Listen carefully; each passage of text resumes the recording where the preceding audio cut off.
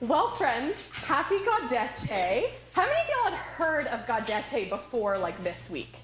Yeah? Okay, a few. I appreciate that. How many of you are like, this is my very first time celebrating Gaudete? Yes! Welcome! So exciting! So Gaudete is an ancient liturgical feast day that has, it's a Latin name. Gaudete is a Latin word. It means rejoice. And gaudete is also the root Latin word of the word gaudy, right? So, like, rhinestones are gaudy. And so it is from this ancient tradition of keeping the third Sunday in Advent as a day of rejoicing, because there were times when Advent was kept as a penitential season, and this was a reprieve in that season of penance. So there's an ancient practice of this being a day of particular rejoicing. And this is the day in our Advent wreath. So the first Sunday in Advent, we lit the hope candle. And the second Sunday, we lit the peace candle. And this Sunday, we light the joy candle. And I have claimed today as Jubilee's feast day. So in the Episcopal Church, it's traditional to name churches after either saints or holy days. That's the most typical thing. So you have the Church of St. Michael, named after St. Michael. Church of St. David, named after St. David, etc. So when those churches come to those feast days, because every saint has got a special feast day, a day on the calendar every year, they throw a big liturgical party. Now, we are not named for a particular saint or feast day. Jubilee is a biblical concept. But when I was looking at the calendar, I thought Joy Sunday, Gaudete Sunday, Rejoicing Sunday seemed a fitting feast day for a church named for joy, named Jubilee. Also, it's my favorite. So, Gaudete is our feast day. And I actually want to tell you a little bit today on our feast day why I picked this name Jubilee, or rather why I think God picked this name and gave it to me for us. So the name came to me deep in the doldrums of 2020. I was on a Zoom meeting, a novelty, I'm sure. Everyone's eyes just got so big. I was on a Zoom meeting that was, in its original iteration, a restful retreat at Camp Allen, but was now on Zoom. And we were making the best of it. I'm looking at some folks who helped really make the best of it. Truly. So we were making the best of it, right? That was like sort of the theme of 2020, make the best of it. And so what was meant to be restful time away in the woods was me sitting on my couch, crammed, looking at my laptop, trying to imagine the smell of the piney woods. And I was with a bunch of other clergy, and we were studying that great Episcopal saint, Brene Brown. Did you know that she's Episcopalian and in Texas? Mm-hmm. Yep, so we were reading her book, Dare to Lead. And in this book, she has a particular challenge to all leaders. She says, pick your 2 values. And you only get 2. Maybe 1, maybe 2. Now, of course, all of us want to value lots of things, right? Love, hope, joy, peace, friendship, kindness, responsibility, right? There's lots and lots and lots of things that we value. But to get clear as a leader, Brene Brown says, you really need only 1 or 2, so that when things get tough, you know what your root is, and also when you are casting a vision as the leader of a church or a community, you know what is the deepest value of this community. So of course, as the presenter was saying all of this, I was feeling very panicked because I had 15 values written down on a piece of paper, and I was like, oh no, I value too many things to be a leader. So then I was starting to wonder, okay, how do I sieve down this list? How do I distill this? And I was like, well, who is the guiding light in my life? It is Jesus. And so where do we hear stories about the Lord? We hear them in the Word of the Lord, in the Bible. And so I was like, what are some biblical values that have been really important to me? What are some Bible stories that have really been a guiding principle in my life? And then, literally, with the sound of a rushing wind, the name and the word Jubilee came to me. For the year of Jubilee is a commandment that God gives to God's people. It's a commandment first given in Leviticus 25, but it is repeated over and over throughout Scripture. And it is a year that is meant to happen once every 50 years, where every debt is released, every single one. Enslaved people are set free, and those who are food secure are commanded to seek out anyone who does not have enough to eat and feed them. And the purpose of feeding people who are not food secure actually comes from the deepest root, the deepest purpose of the Jubilee year. For the Jubilee year is kind of a supernova Sabbath. The first commandment that God gives when God describes the Jubilee year is that we are not to plant any food. There's to be no planting of seeds, and there's to be no harvesting of the crop. It is a year of complete rest for and from the land. And the way that God promises that people will be able to eat, because I know we don't grow most of our food, we go to H-E-B, right? Or Trader Joe's or whatever.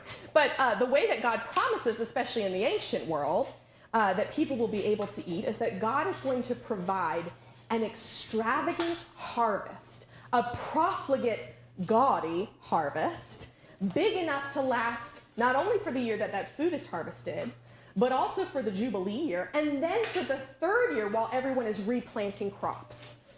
That is an extravagant harvest, especially when you think about a time before refrigerators, right? That is a profligate abundance.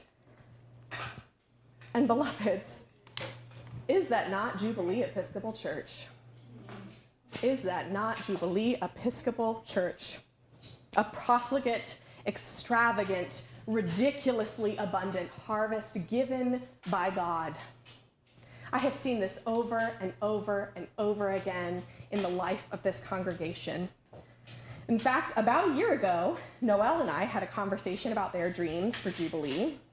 And when Noelle said these magic words to me, I'm in, I want to be a part of this, I knew anything was possible. Anything was possible with God and with Noelle. And Noelle, please forgive me for this, but your name literally means Christmas. I mean, it literally means Christ with us. Christ was with us and Noelle was with me, and I was like, this is going to happen. I'm not kidding.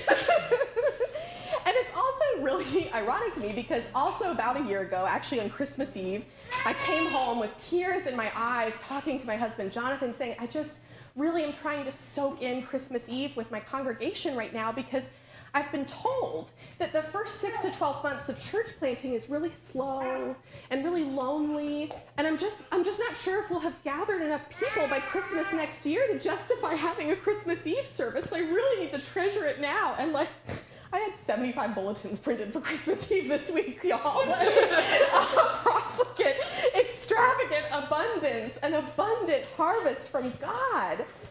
And then fast forward to July, my first official day as your vicar, I had so many phone calls and emails and texts from people asking, are we starting to meet this Sunday? That I suddenly realized that bill of goods I'd been sold, a very lonely, quiet 6 to 12 months church planting was not going to be Jubilee's story. It was just not going to be our story. An abundant harvest given by God in the year of Jubilee. So I got to work planning our first service with a lot of you in this room, our Pride Eucharist. I mean, that was our first public service. We started gathering in my living room before then. And when I posted online, I really hope we can live stream, but please be patient. That is not my gift. I got an email from our own Adam Bartlett saying he knew a thing or two about AV. And I would say that is incredibly true, right? A profligate, don't you shake your head, a profligate, extravagant harvest from God. And y'all, this has just happened with every turn. Every time I would say a prayer, you know, God, it would be really, like, this would be really cool if we could do this thing. Like, we'll figure it out if we can't. Y'all show up. I had a thought, like a whispered prayer, that we would have baked bread when Dr. Jennifer and Zoe sent me an email saying, could we start baking bread for Jubilee? My in-laws uprooted their whole lives from Eastern North Carolina to move here to Texas, and y'all know that my mother-in-law is a wizard on the piano. And the week that Remy, Joe, and Greg were moving to Texas, I was like, you know, God, it would be awesome if I could just find like a refurbished keyboard or something. It would be amazing for her to play. When my neighbor says, I'm giving away this keyboard for free, would you like it? I mean, an extravagant, profligate, gaudy harvest. And here's the thing about Jubilee. It is about the harvest. It is about the gifts of God, and you all are gifts of God just showing up. But Jubilee is also about our willingness to receive the abundance from our over-the-top, just too much God. And as amazing as these gifts from God are, I know there have been moments for me, and I imagine there have been for you, where I've asked myself, is this just too good to be true? Can this be real? Is this trustworthy? When is the other shoe going to drop? And here's the thing, a little healthy skepticism is good, right? Some years are going to sow more than they reap, and I know that, and we all know that. But that vigilance, that constantly looking over our shoulders, convinced that good things are too good for us, that is a lie of the devil. And it turns out St. Brene had something to offer me here too. She points out that joy is the most vulnerable human emotion. Joy is more vulnerable than shame, more vulnerable than pain, more vulnerable than embarrassment. And it's because of this fear that we have that joy is going to be taken from us. This fear that we aren't good enough for joy. This fear that joy will be lost, that it is fleeting. And I think this is because joy isn't controllable, but joy is contagious. Joy is the tender underbelly of our connection to God and to one another. Joy isn't something that you can just artificially make. Joy isn't actually something that you can sell or buy. Joy is a gift that is given and received. Joy is made through sharing. So back in 2020, when I was sitting depressed on that couch on Zoom, when connection was terrifying and impossible and fraught with one another, God started sending me dreams about Jubilee.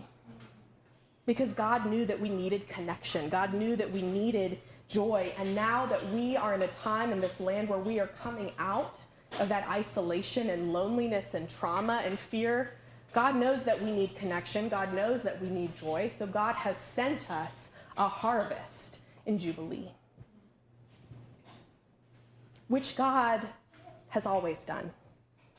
God has always showed up in the places that are the most fractured, the most lonely, the most traumatized, and planted seeds. That is what God does. Just look at that very long lineage of women we heard proclaimed this morning, the ancestors of Jesus.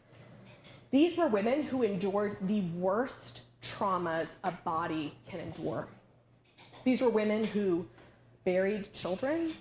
These were women who were betrayed. These are women who still knew God in the midst of it all the way down to Miriam. Now, Miriam is the Hebrew name for the Greek name Mary. So Miriam, Moses' sister, that's the same name for Mary, the mother of Jesus. So when Dr. Gaffney says Miriam, she's talking about Mary, the Virgin Mary, mother of God. And it was Miriam, through whom God saw fit to come into the world. A brown, Palestinian, unwed, Jewish young woman living in backwater nowhere. God is always planting an extravagant harvest in the lean years. God worked through the ancient days of women whose lineage led to Jesus, just as God has worked through every twist and every turn in the stories that have brought you to Jubilee. Every congregation you've been a part of, every church, every Bible study, every person that might have pushed you out of the door or brought you into this one, God was there. And I suspect sometimes God was standing at the door with a wave saying, let's shake the dust off our feet. And other times I imagine God was there to hold you. And other times I imagine God was saying, let's race to the next adventure. I've got something amazing in store. God is always planting seeds for the harvest in lean years and in abundant years. And what I want to be clear about in this congregation, in this year of Jubilee, in the lean years and the profligate, extravagant, gaudy years to come, is that in every year we worship a God who speaks life. That is the name we heard for God in the psalm this morning. Here again, these verses. We will recount to generations to come the praiseworthy deeds of she who speaks life and her might and the wonderful work she has done. I love this name for God, she who speaks life, because is that not the God who has blown through Eden and planted Jubilee? Is that not the God who gathers us under a neon sign that says this is where the magic happens? The God who has reached into each and every one of your lives and given you dreams of this harvest, given you purpose and place here and a voice as part of this tender, beautiful, new, richly abundant community. And beloveds, our task has only just begun. We're not even 6 months old yet. We have only just begun to live into the harvest of she who speaks life. Because she who speaks extravagant, over-the-top, gaudy, profligate life is going to speak life among us today and for generations to come. That the children yet to be will rise up and tell their daughters and their sons and their non-binary children, God is here.